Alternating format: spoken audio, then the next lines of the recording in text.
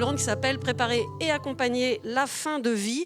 Une recherche qui, là aussi, a été soutenue, bien sûr, par la FIRA et a été soutenue aussi par un partenaire de longue date de la FIRA, l'OCIRP. Et c'était pour un appel à projet fin de vie des personnes handicapées qui restent un impensé probablement.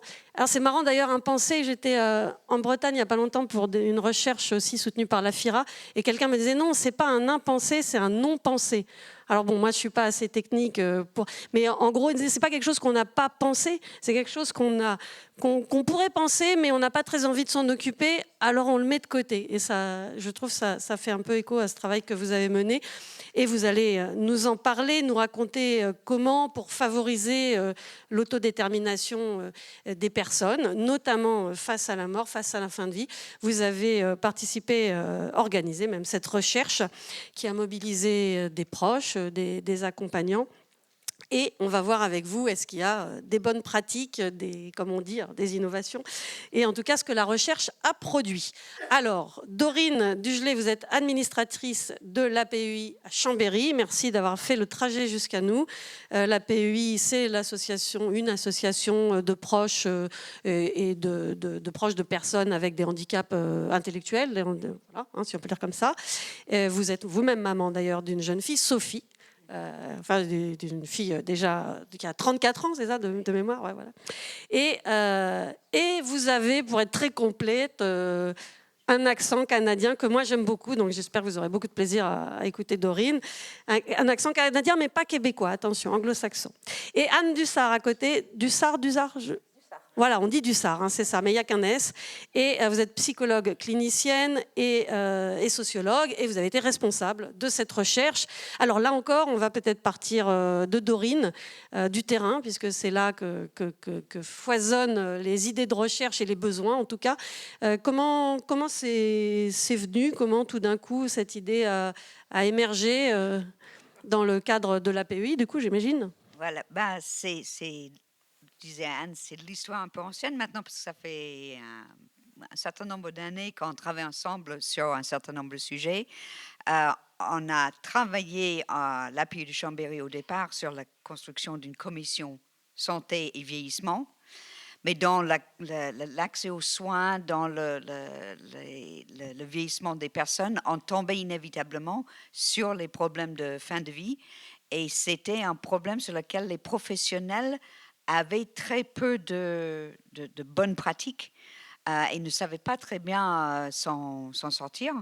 Et c'était un problème qui devenait de plus en plus prenant. Donc, avec Jean-Michel Lassonnière, le président de l'UDAF de Savoie, et Anne, on a monté un projet, une proposition de recherche qui était censée emmener à un certain nombre de recommandations de pratiques en travaillant ensemble entre des professionnels, que ce soit les mandataires judiciaires ou les professionnels des établissements médico-sociaux.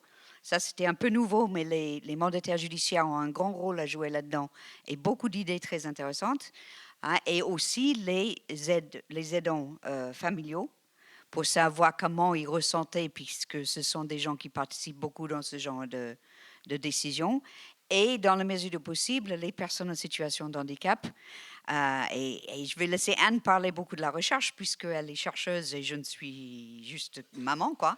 Mais par contre, je pense que dès le départ, on sera d'accord que la participation de la personne en situation de handicap, la personne qui est réellement concernée au premier plan, c'était une grosse difficulté, puisque personne ne savait, n'osait, n'avait les outils pour emmener la question sur la table et se faire comprendre pour qu'on puisse être à l'écoute. Donc ça, c'était une préoccupation pour moi tout au long du projet, et je pense pour Anne aussi.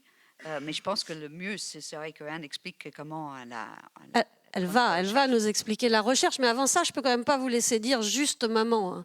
Je rebondis sur ce que disait Charles, les savoirs expérientiels et nous, on les appelle ces acteurs de terrain, c'est aussi des chercheurs et des chercheuses, hein, et particulièrement là, vous êtes tout autant légitime. C'est un sujet qui est très délicat pour cette relation avec les proches aidants, puisque très souvent on est ressenti comme l'obstacle, les personnes qui empêchent la réalisation de ce que souhaiterait la personne et qui empêchent que la personne soit écoutée correctement.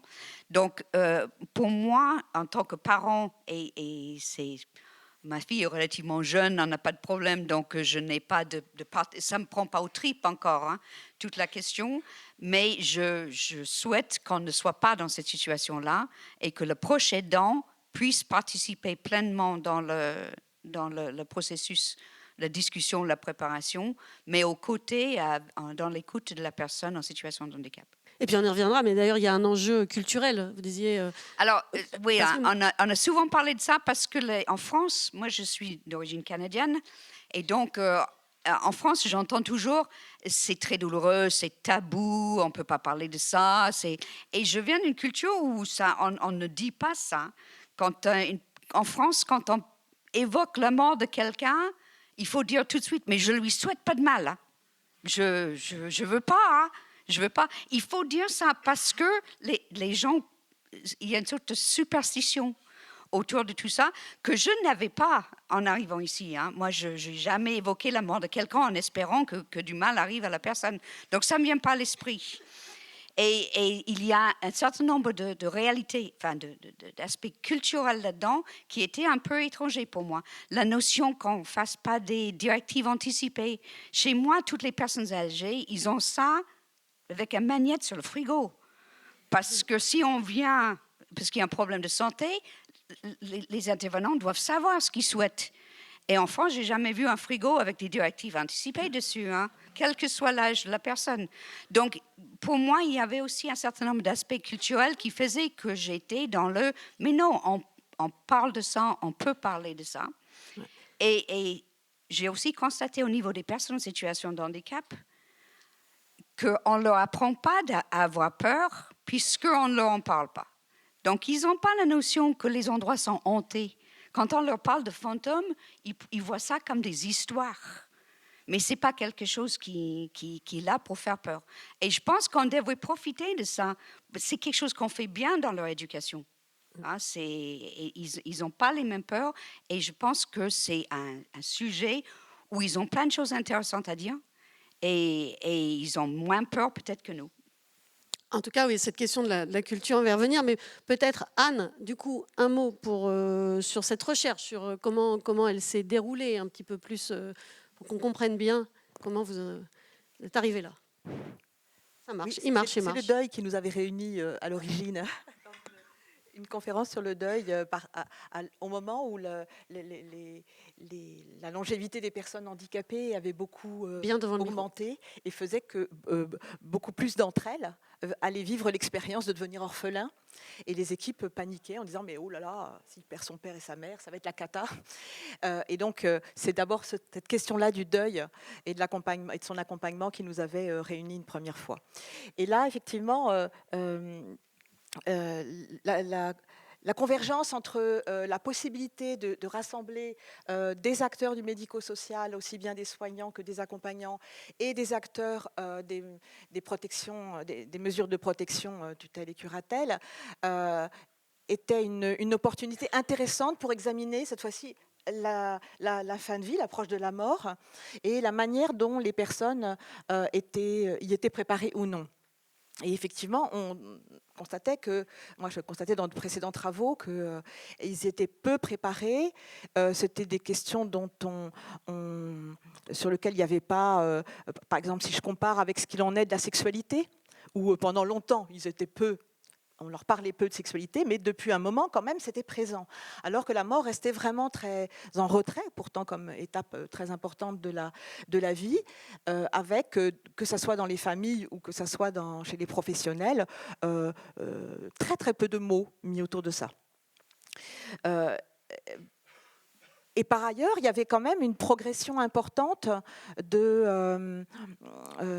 étaient parues des recommandations concernant les personnes déficientes intellectuelles et les soins palliatifs qui leur seraient les plus propices, compte tenu de leurs difficultés propres, qui ont été faites à l'échelle européenne et qui avaient été traduites en France, mais très très peu utilisées. Ça date de 2015, mais très peu connu. Il y avait de plus en plus d'outils qui étaient créés, d'outils de support pédagogique pour faire comprendre. Je pense aux outils de type santé BD, aux outils de type information sur ce que c'est que les obsèques. Enfin, il existe de plus en plus d'outils, mais finalement assez peu utilisés ou assez peu utilisés par les personnes elles-mêmes, enfin aboutissant aux personnes elles-mêmes. Donc des freins importants qui restaient.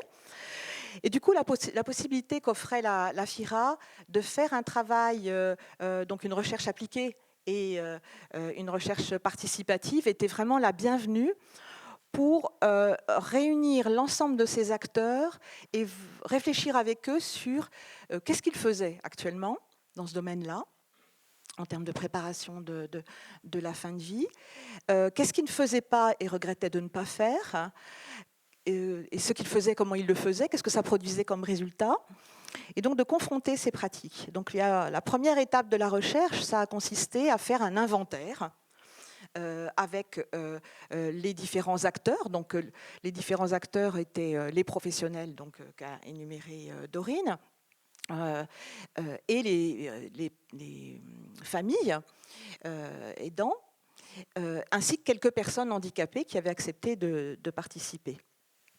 Et on essayait donc d'examiner les pratiques existantes, soit comment on leur parlait habituellement des questions de maladies graves, de décès, de souffrance liées à la maladie, comment ils accompagnaient leurs proches dans ces épisodes de la vie-là. Et également comment les professionnels, quand les personnes étaient elles-mêmes atteintes de maladies graves ou dans un état déclinant et qui faisait penser qu'une fin de vie pouvait s'approcher, qu'est-ce qui était dit, qu'est-ce qui était verbalisé, qu'est-ce qui était tu. Et donc mettre à plat ces pratiques et les pratiques qu'on regrettait de ne pas avoir, mais parce que souvent on se disait mais finalement est-ce que c'est à moi de le faire, est-ce que c'est pas à moi, et ça c'est les familles qui s'en occupent, ah non ça c'est pas, voilà, des problèmes de savoir la légitimité que chacun avait pour faire ou ne pas faire dans tel ou tel domaine était trop floue, et ainsi que les règles juridiques qui encadraient ces questions-là étaient trop peu appropriées ou trop incertaine pour que les gens se sentent à l'aise sur un thème qui déjà, en population ordinaire, produit un certain malaise. Un malaise accentué. Ouais. Alors on avance un peu, mais du coup, dans cette recherche, voilà, au final, là, la recherche est finie. Alors la recherche elle est terminée l'année dernière. Elle s'est terminée, d'ailleurs, je profite pour en préciser qu'elle a été réalisée à une époque où je travaillais au Créail Bourgogne-Franche-Comté. Ce qui n'est plus le cas aujourd'hui, donc ce n'est pas ça qui est marqué, mais elle a été intégralement réalisée dans ce cadre-là. Et on va, parce que je vous fais avancer un peu, oui. Mais on va avancer sur les recommandations, sur finalement qu'est-ce qui ressort, les grandes lignes, peut-être toutes les deux, vous pouvez vous exprimer là-dessus, sur les grandes lignes pour vous de cette recherche, de qu'est-ce que ça a donné concrètement, et puis on verra comment aujourd'hui, en tout cas, vous diffusez en plus ces recommandations. Alors peut-être avant d'en venir quand même aux grandes lignes, juste dire qu'après cette étape de mise à plat des pratiques, il y a eu une étape d'expérimentation, enfin d'élaboration de ce qui semblait les recommandations les plus pertinentes, à la lueur de ce qui était dit et des travaux déjà existants sur le sujet. Donc un répertoire de repères sur qu'est-ce qu'il serait intéressant de tenter. Et il y a eu une phase de presque 2 ans d'expérimentation où chacun des membres du groupe pouvait s'emparer des thématiques qui étaient pertinentes à mettre en place dans sa pratique ou dans son accompagnement familial quand il s'agissait des familles. Et les résultats dont on va parler sont issus d'une 50aine d'observations assez développées, de mise en place de pratiques ou de pistes d'action ou d'expérimentation avec des outils, d'un certain nombre de choses qui sembleraient pouvoir faire progresser. Alors ces recommandations, peut-être, qu'est-ce qui vous a un peu marqué, qu'est-ce qui ressort de cette recherche sur la préparation, l'accompagnement de la fin de vie? Alors on pourrait dire qu'il y a 3 grandes catégories de recommandations si on les schématise à l'extrême.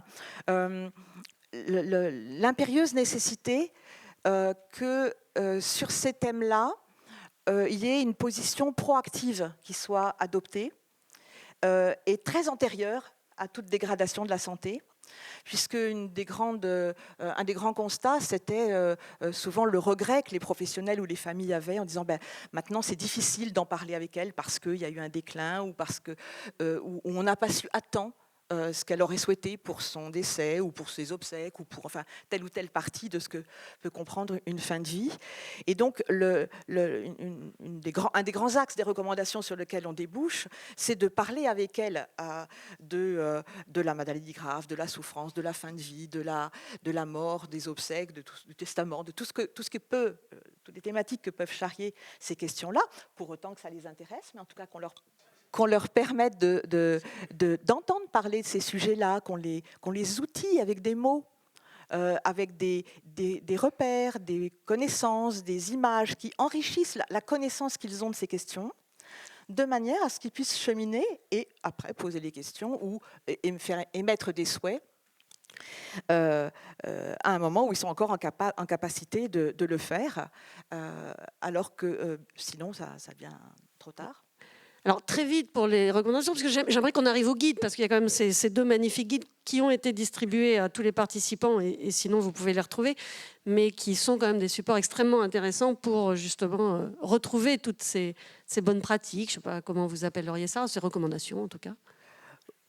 Oui, alors on ne les appelle pas recommandations pour ne pas confondre avec les recommandations, par exemple, que fait l'ANESM ou la CHAES, mais elles ne sont pas réalisées avec la même méthodologie, mais elles s'en approchent et on peut s'en emparer comme des recommandations en les appliquant, mais en faisant un usage créatif si on le souhaite, bien entendu aussi. Alors, comment on est arrivé à ces guides ? Est-ce que le guide, ça vous a paru, à l'une et à l'autre, la meilleure façon peut-être de diffuser derrière, de partager les résultats, les rendus de la recherche ? Est-ce que ça... Alors, c'était l'idée de départ, d'avoir à côté du rapport de recherche classique, il y ait un outil qui puisse être utilisé de manière à ce que, dans la philosophie propre à ce qu'est la FIRA, c'est-à-dire ça revienne aux acteurs qui puissent se l'approprier. D'ailleurs, dans le guide, il y a des parties qui concernent plutôt les mandataires parce que c'est du ressort de leur profession, plutôt les accompagnants, plutôt les familles, et donc des conseils spécialisés en fonction de la fonction des différents acteurs dans ce qui a été permis de dégager comme étant le rôle propre des acteurs. Et il y a aussi des conseils de collaboration entre les différentes catégories d'acteurs, là où on a besoin que les regards soient croisés, par exemple pour valider l'authenticité d'un désir qui est émis par une personne, le fait que plusieurs professionnels rencontrent les parents ou les familles, plus largement, est très important à certains moments pour croiser les regards. Alors ça, c'est le guide complet, le gros guide, celui-là que vous avez reçu, qui est effectivement très complet, plein de liens d'informations juridiques à tout niveau. Moi, je l'ai parcouru, j'ai perdu des heures avec les liens à aller sur Internet. Je me suis retrouvée devant une conférence de Christian Fauré sur le deuil. Je me suis perdue. Il y a énormément de liens et de choses intéressantes. Mais tout de suite, et là j'en viens peut-être à Dorine, tout de suite finalement dans la production, dans le temps de cette production de guide, vous vous êtes dit, vous en tant qu'acteur de terrain, il nous manque quelque chose aussi. Voilà, alors en produisant le guide, en commençant la recherche, on a constaté qu'on avait beaucoup de mal à communiquer avec les personnes en situation de handicap. On n'avait pas les mots, on ne savait pas comment exprimer ce qu'on cherchait de manière compréhensible. Donc, on dit souvent, c'est quelque chose que je prends mal, ils ne nous comprennent pas. En fait, c'est que nous, on ne sait pas s'exprimer pour qu'ils comprennent. Et c'était ça qui manquait. Donc, on était confrontés à ça. Chaque fois qu'on était avec des personnes en situation de handicap, ils disaient, moi, je veux une sépulture là, je veux ceci. Mais ce n'était pas le propos. C'était bien qu'ils s'expriment, mais on voulait savoir comment on parlait mieux. Et ça, c'était difficile au départ. On n'avait pas d'outils. En même temps, toute la recherche sur le guide, c'est ce qui nous a donné la base pour créer un outil pour pouvoir s'exprimer comme ça, parce que quand on ne sait pas bien de quoi on parle, on ne peut pas bien en parler. Donc, la recherche a été longue, c'était un grand, grand travail. Mais par contre, à la fin, on savait qu'on avait fait le tour de la question et on pouvait créer quelque chose pour dire aux personnes, voici comment nous, on conçoit ce processus de préparation, comment est-ce que vous le ressentez, avec les mots et avec les illustrations pour essayer d'aider. Quand le guide a été publié, j'ai entendu des personnes dire « c'est trop compliqué, moi je ne peux pas l'utiliser », y compris des professionnels là. D'autres disaient « c'est une super ressource », donc il y avait beaucoup d'avis, mais il y avait, et les familles, c'était beaucoup, on ne peut pas lire tout ça, on n'a pas le niveau, c'est fatigant, on n'arrive pas à se retrouver. Quand la version Falk est apparue, on m'a dit, vous auriez pu vous contenter de produire ça, ça je comprends. Vous savez, quand on produit un document Falk, il y a la moitié des familles qui s'arrachent le document Falk en disant ça, je comprends. Donnez-moi ça, je peux parler avec la personne que j'accompagne parce que j'ai compris. Et donc, c'était très... Mais par contre, sans produire le guide entier, on aurait été incapable de faire la version Falk. Voilà. Je pense qu'on est tous dans le groupe d'accord là-dessus. On n'avait pas la connaissance qu'il nous fallait. Il y a une grande complémentarité entre les deux guides. Ils répondent aussi à des besoins différents. C'est-à-dire que le guide complet, lui aussi, vit sa vie. Quels sont les premiers retours que vous avez sur ces guides ? Alors oui, effectivement, ils sont pas destinés aux mêmes personnes, hein, puisque le guide de Falk est vraiment simplifié et resserré sur ce qui va intéresser directement la personne, alors que l'autre guide est destiné à l'ensemble des autres aidants, mais effectivement plus difficile d'accès pour des familles, parce qu'il contient pas mal de repères juridiques, il contient pas mal de précisions aussi terminologiques, pour que ça a été une des grosses questions au fil du travail, de s'entendre sur les mots pour arriver à ne pas perdre les personnes. Puisqu'au début, on partait d'usage de la terminologie qui était trop disparate pour que les personnes elles-mêmes s'y retrouvent, et même les professionnels. Et ça, c'est vrai que c'est en tout cas quelque chose, je ne vais pas un plaidoyer pour le Falk, mais Dorine le disait à l'instant, même les professionnels, que ce soit pour une question de temps, ou les parents pour une question effectivement de vocabulaire ou autre, c'est vrai que... Alors, les rapports de recherche, on va dire, c'est encore moins digeste, mais c'est vrai que les outils complexes, ils sont importants, mais voilà, ils suffisent pas en tout cas. Il faut les deux, quoi. C'est-à-dire que à partir du guide entier, on trouve toutes les ressources qui existent. C'est vraiment très très complet, et on en a utilisé un certain nombre dans la phase d'expérimentation, et les gens étaient ravis de les trouver, hein, y compris les personnes dans un certain nombre d'établissements. Je pense à la masse les oncolies, où le psychologue a utilisé un certain nombre d'outils, et quand on a réuni les participants, les gens venaient avec leurs cartes, avec les livres qu'ils avaient utilisés, et les montraient aux membres de leur famille en disant on a utilisé ça et j'ai compris le propos. Donc, c'était vraiment très, très bien de trouver les outils. La version Falk n'est pas fait pour ça. La version Falk est faite pour dire, voici les sujets dont on va discuter. Vous voyez que ça ne fait pas si peur que ça. Et il y a des ressources et il y a des façons d'en parler. Et vous les trouverez, ou bien on peut vous aider à en disposer. La complémentarité fait que le guide le plus complet permet de revenir à des repères éthiques, des repères juridiques. Donc, en fait, un certain nombre d'éléments de background qui sont utiles et qui vont être nécessaires pour que certains professionnels s'appuient dessus pour comprendre l'ensemble de la démarche, ou pour avoir des réponses concrètes à certaines situations. Et des outils très nombreux, hein, parce que là, vous citez un livre, par exemple. Il y a peu de livres cités. La plupart du temps, ça renvoie sur des outils concrets qu'on peut utiliser, soit des outils de recueil des souhaits des personnes, de type, par exemple, directive adaptée, conçues de manière à ce qu'elles soient compréhensibles par des personnes ayant une déficience intellectuelle, par exemple, soit des outils qui sont à caractère plus pédagogique pour comprendre ce que c'est qu'une limitation de soins en soins palliatifs, ce que c'est que des choix en matière de soins palliatifs, ou également des outils qui sont plutôt qu'au moins une vertu pédagogique, mais plutôt d'aider la personne à s'exprimer sur ce qu'elle vit en termes d'émotions, en termes de transformation de son corps, de toute la dimension émotionnelle de l'expérience de la maladie grave et de l'approche de la mort.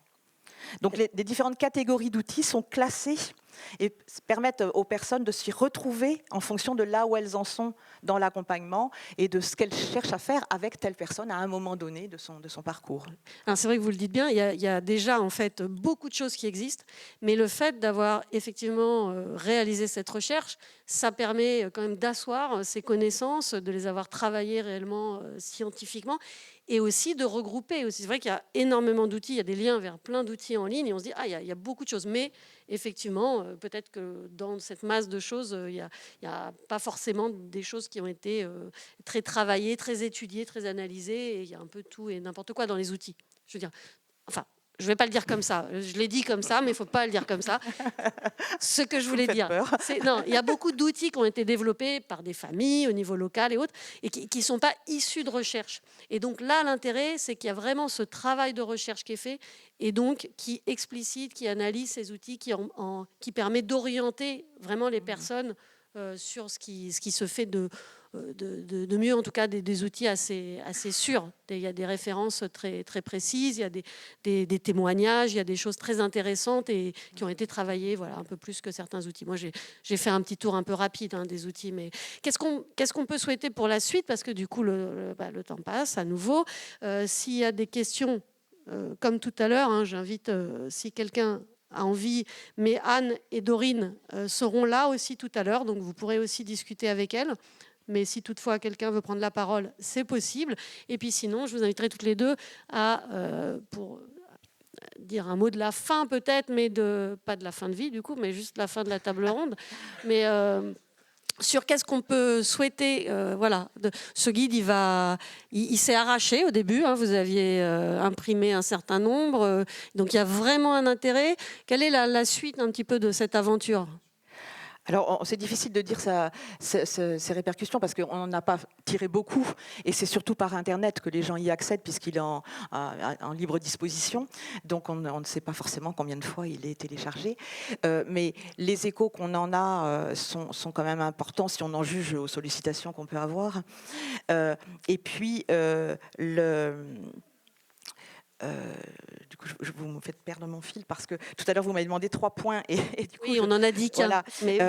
je pense qu'aussi, il faut mettre l'accent sur le fait que la plupart des expérimentations ont amené à se rendre compte du fait que les personnes s'emparaient facilement de ce qui leur était proposé, bien plus que ne le pensaient les familles ou les professionnels, qui étaient plutôt dans la réticence à penser que ça allait être trop lourd, trop difficile, un petit peu ce que tu disais tout à l'heure, Dorine.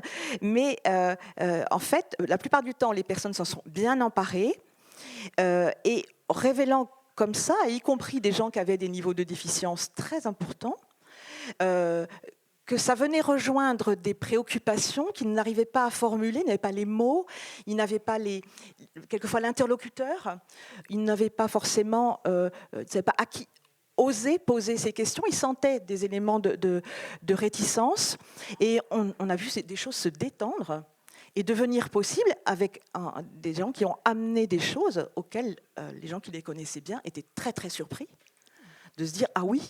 il pense à ça, il a cette préoccupation-là, et parfois des choses bien plus précises qu'il ne le croyait. Ouais. C'est vraiment un côté encourager les gens à aborder la discussion avec l'assurance que ce n'est pas quelque chose de terrifiant Et moi, j'ai eu l'expérience, non pas avec des personnes en situation de handicap. Ma fille, à moi, elle a sauté dessus quand elle l'a vu dans le salon, une fois que c'était imprimé. Sur l'écran, elle ne va pas le regarder, hein, ça c'est clair. Mais sur le salon, elle a sauté dessus, elle m'a posé plein de questions sur qu'est-ce qu'il y avait dedans. Donc, c'est un objet qui attire. Et un objet qui attire peut susciter de la discussion. J'ai aussi été en réunion de CVS où il y avait un conflit entre des professionnels qui voulaient travailler sur le sujet et des familles qui ne souhaitaient pas que les professionnels travaillent sur le sujet. Et quand on a présenté ce qu'on avait fait, la réaction des familles, c'était « Ah ben si c'est ça, oui, vous pouvez. Si c'est ça que vous voulez discuter avec eux, et ça faisait moins peur.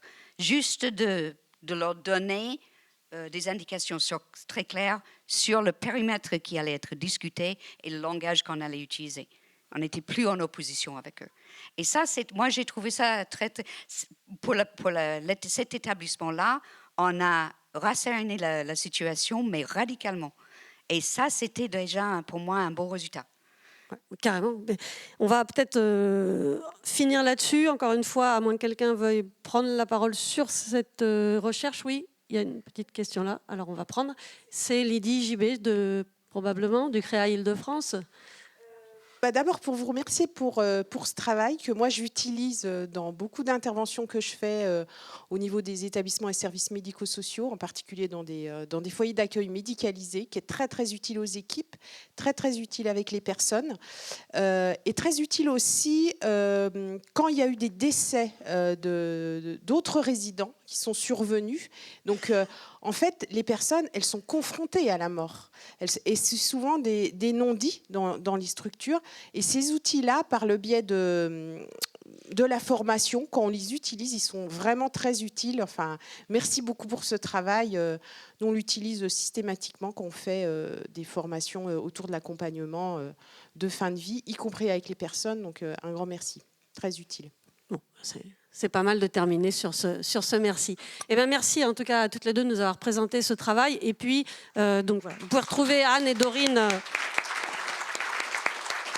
à la fin de la rencontre et évidemment récupérer le guide si vous ne l'avez pas eu. Il y a des mains levées. Merci. Et je voudrais simplement dire que moi, je m'occupe de l'accès aux soins des personnes vivant avec un handicap. Et aujourd'hui, nous sommes confrontés à un grand nombre de personnes qui ont beaucoup de mal à vivre la fin de leur vie. Leur souffrance, les maladies chroniques qu'il y a autour, et ont décidé, et nous avons été amenés à accompagner un certain nombre de personnes qui avaient décidé eux-mêmes de faire le choix d'arrêter leur vie dans des conditions. Et je pense que ça, c'est un sujet extrêmement important. Et c'est à l'aide d'organisations internationales, que ce soit en Suisse ou en Belgique, que nous avons trouvé l'aide et l'accompagnement qui étaient nécessaires à ça. Je tiens à vous dire que c'est un problème extrêmement important. Et à chaque fois que quelqu'un va accompagner quelqu'un à mourir, ça ne peut pas être un geste technique. Si c'est un geste technique, c'est un crime. Si c'est un geste d'amour, c'est vrai.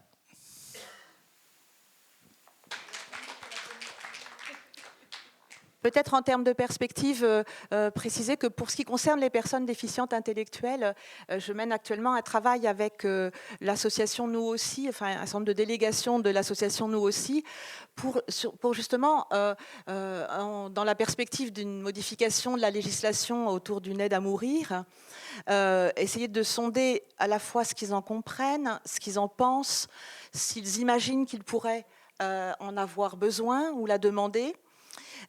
Et dans quelles conditions pourrait être expertisée leur capacité de discernement pour être éligible à cette aide si elle existait.